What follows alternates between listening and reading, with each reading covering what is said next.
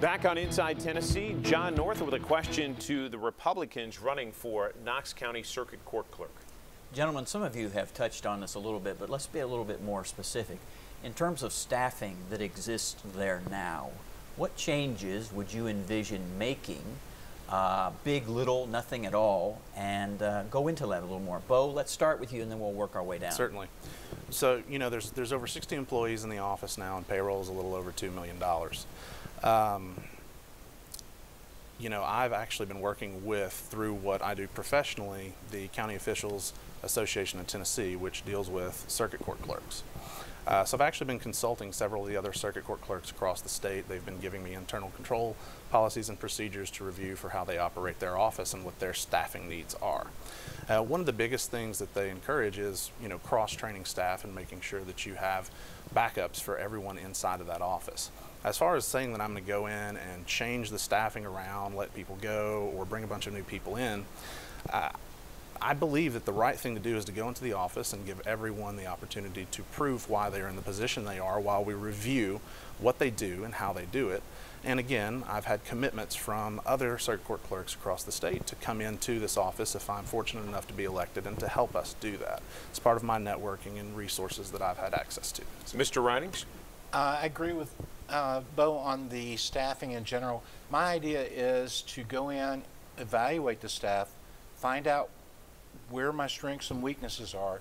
I have a very firm belief that everyone should be cross-trained, that no customer should ever have to wait on being waited on, and that everyone in that office needs to have the ability to take care of any level of service that any person that comes in there needs. Everyone will have to apply for their job.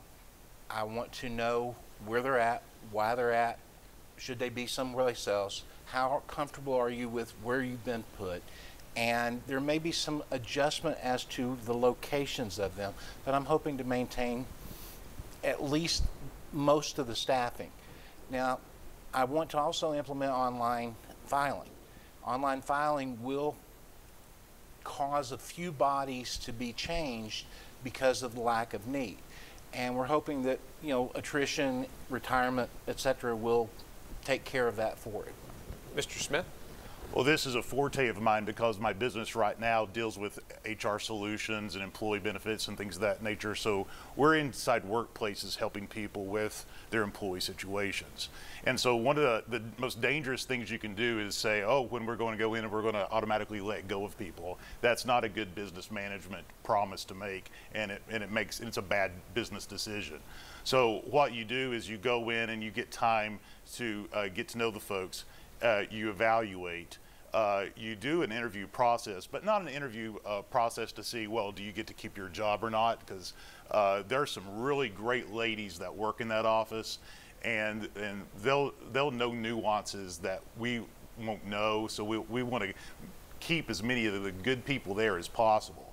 But one of the things is true, as we've been talking with attorneys and judges and people of all facets that deal with the system, they say it's so antiquated and it's so slow. So yes, we want to bring in what the federal system already has, which is the electronic data filing system and electronic payment system. Lawyers are really asking for that. Judges are too, because they said it'll help them out, keep up the efficiencies. But just because you modernize and make things more efficient doesn't mean that you get to get excited about laying off people. Because as you bring in technology, that allows you to empower the employees to offer even better customer service. We're going to take a quick break. Our expanded guest list means we've got a break before we can get to you two, but we will right after this short break.